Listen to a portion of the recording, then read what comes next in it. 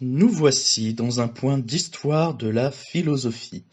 Le sujet qui nous intéresse, c'est le lien entre Pythagore et le véganisme. Il y a l'idée répandue que les pythagoriciens étaient végans, c'est-à-dire qu'ils ne consommaient pas de produits d'origine animale, qu'ils n'utilisaient pas les animaux à des fins ludiques ou pour leur confort, qu'ils ne faisaient pas d'élevage non plus. Il y avait de nombreux préceptes pythagoriciens qui régissaient la vie des membres de la communauté et qui régissaient également la vie de ces individus à l'égard des animaux. Si cette pensée est rapprochée du véganisme, il y a des précisions à apporter, parce que ce n'est pas tout à fait le cas. Penser que le pythagorisme était une philosophie prônant le véganisme serait anachronique, parce que les usages antiques et les concepts de ce temps étaient différents de ceux que l'on utilise aujourd'hui. Aujourd'hui, les problématiques véganes regroupent des critiques éthiques et économiques, c'est-à-dire des critiques qui tournent autour de l'exploitation et de la souffrance animale, et des critiques qui tournent autour de la consommation qui dépasserait nos besoins ou qui ne privilégie pas des modèles alternatifs moins demandeurs d'énergie et de produits animaux. Pour le pythagorisme, la question animale se positionnerait à un niveau spirituel, qui engage également une notion de justice. Ainsi, nous penserons trois axes pour prendre la mesure du lien construit entre le mode de vie pythagoricien et le mode de vie végan, qui n'est pas si évident. Le premier axe se constitue autour des indices et des pratiques pythagoriciennes qui laissent à penser qu'effectivement il y aurait une pensée proche du véganisme. Le deuxième axe comprend la question spirituelle qui relierait l'homme et l'animal. Et le troisième axe se concentrera autour des exceptions et de l'importance du symbolisme qui évacue le véganisme de la pensée pythagoricienne. Donc, première partie, penser le véganisme avec les pythagoriciens. Le véganisme est un mode de vie qui n'est pas seulement lié à l'alimentation. Il est intéressant de constater qu'en effet, un certain nombre d'aspects rapprochent les pythagoriciens du véganisme. Les membres de la communauté étaient tous vêtus de la même manière. Ils portaient des toges de lin blanc ou écru. Ils ne portaient pas de chaussures en cuir, mais avec du bois ou d'autres matières végétales. Le blanc était signe de pureté et la végétation d'harmonie avec les différents éléments du monde. Les soins apportés au corps et à l'âme ne comprenaient pas de matière animale non plus. Il y avait une méfiance à l'égard des médicaments et n'était conseillé que pour les artisans. Pour des raisons spirituelles et politiques, les corps malades ne pouvaient pas recevoir tout type de traitement. Les artisans ont les âmes les moins travaillées et les corps les plus abîmés. Il faut donc ingérer des plantes. Alors que communément, l'alcool et les graisses animales étaient aussi utilisés. Les guerriers ne pouvaient pas ingérer de produits pouvant modifier la nature de leur corps. Ils étaient donc soignés par des cataplasmes et des onguents composés de plantes et d'argile. Les dirigeants politiques, les prêtres et les philosophes ne se soignaient que par la parole et la musique. Les bons accords faisaient du bien à l'âme et cela suffisait à soigner tout type de maux. L'alimentation était régulée et stricte. D'ailleurs, le véganisme est confondu avec l'unique absence de consommation de produits issus de l'exploitation ou de la souffrance animale. En réalité, c'est plus large. Mais les pythagoriciens ne consommaient pas de viande. Il y avait diverses raisons à cela. Non seulement pour le dérèglement que cause l'ingestion et la digestion de certains produits, mais aussi pour ne pas être la cause de souffrances animales. Il y avait également une aversion des pythagoriciens à porter atteinte à la vie, qui est un élément sacré, ou à porter atteinte à l'âme. La vie est signe qu'il y a une âme, une psyché, un souffle qui est un principe de mouvement. Mais il s'agit aussi de préserver l'esprit des animaux qui est conservé dans leur tête, dans leur cerveau, qui est un élément commun à l'homme et à l'animal. La vie pythagoricienne était également ritualisée.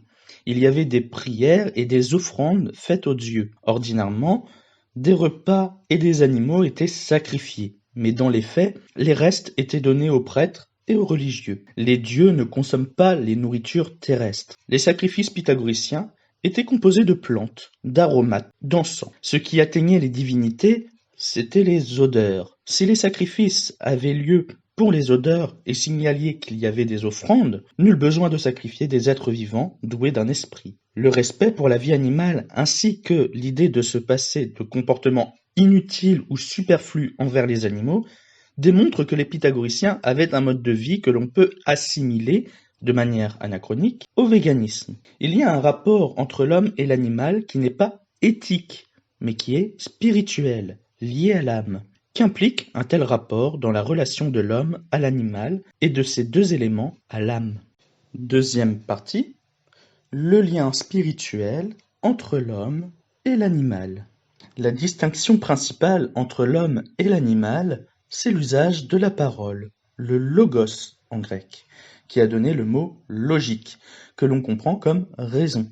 Les Grecs étaient constitués autour de la langue, qui est un élément politique qui va définir à la fois l'homme et à la fois le grec, c'est-à-dire ce qui décrit un état ou un statut. Si on parle le grec, on est grec, sinon on est barbare. Ce mot désigne au départ celui qui ne parle pas la même langue. La langue, donc la parole et la raison pour les Grecs, est discriminante. Elle permet de savoir ce que nous sommes. C'est la base de la philosophie, qui est une discipline qui va distinguer ce que sont les choses ou pas, et donc de créer des distinctions, des discriminations. Son lien à l'homme est politique, et la politique serait antilogique. En effet, soit les choses sont permises, soit les choses ne sont pas permises. Soit c'est oui, soit c'est non. L'animal ne parle pas contrairement à l'homme. C'est le principal argument qui vient appuyer la supériorité de l'homme sur l'animal qui ne parle pas, qui ne raisonne pas. L'animal qui ne peut pas non plus avoir de politique. Les pythagoriciens ne quittent pas cette analyse du langage, qui serait même un don des dieux, mais ils constatent que l'animal a quand même un esprit ou une âme. Cette intuition est confirmée par plusieurs anecdotes.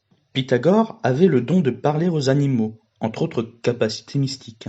Ce don de communiquer aux animaux et de les apaiser lui a fait comprendre qu'il y avait des similitudes entre l'âme des animaux et l'âme des humains, qui pouvaient être apaisées par les mêmes moyens, par la parole et la musique. La philosophie pythagoricienne est aussi une pensée de la réincarnation, ou plus précisément de la métempsychose, c'est-à-dire de la migration d'une âme dans un corps. Une âme humaine peut se retrouver dans un corps animal. Une autre anecdote rapporte que Pythagore s'est senti mal quand il a entendu un chien hurler de douleur, un chien qui se faisait battre. Il est intervenu parce que, en réalité, il aurait reconnu l'âme de l'un de ses anciens amis disparus. Une autre anecdote encore rapporte que Pythagore aimait démontrer son don de divination et s'amusait à négocier avec les artisans qu'il croisait. Alors qu'il était à bord d'un bateau de pêche, il proposa aux pêcheurs de relâcher la prise des filets s'ils devinaient le nombre exact de poissons attrapés, ce que Pythagore a réussi à faire. Et pendant tout le temps du comptage, les poissons restèrent en vie avant d'être relâchés. Mais plus que ces anecdotes, il s'agit de comprendre la composition de l'âme et de comprendre qu'elle est commune à tous les êtres vivants. Pour les pythagoriciens, l'âme serait composée de 3 parties, qui auraient chacune une faculté particulière. Il y a la partie représentative, qui se situe dans le cerveau. Cette partie s'appelle le nous en grec, que l'on traduit par esprit. Il y a la partie résonante, qui se situe aussi dans le cerveau. Et c'est cette partie qui est immortelle et qui peut migrer dans un autre corps quand l'ancien meurt. En grec, c'est la phrénès, que l'on traduit par pensée ou contemplation. C'est ce qui nous permet de réfléchir, de comparer les choses, d'apprendre, etc., etc. Et il y a le principe de sentiment, qui se situe dans le cœur, le thumos en grec. Ce sont les passions et les désirs. Ces 3 éléments composent l'âme qui ne peut vivre que grâce à la circulation du sang dans le corps. Il n'en faut pas beaucoup plus aux pythagoriciens pour constater que l'animal a également un cerveau et a également un cœur. Si l'animal est capable d'avoir les éléments qui permettent la vie de l'âme, eh bien c'est qu'il doit avoir une âme. La manière de prendre soin de cette âme avait une portée hautement symbolique, et il y avait également des exceptions dans ce mode de vie, qui peuvent remettre en question la portée végane de cette philosophie pythagoricienne. Comment pouvons-nous interpréter ce symbolisme et les exceptions impliquées dans ce mode de vie. Troisième partie, les pythagoriciens, avides de symboles et pas tout à fait végans. Le symbole est un message à plusieurs niveaux d'interprétation. Pythagore a appris à s'exprimer par des symboles et à déchiffrer les symboles lors de ses voyages en Égypte. Tout est symbolique. Les pythagoriciens interprétaient les éléments de la nature comme des symboles.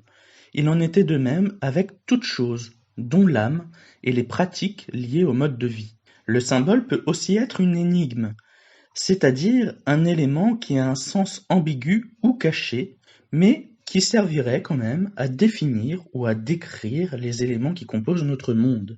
C'est caché car nous ne serions pas tous capables de comprendre la vérité de notre monde sans initiation.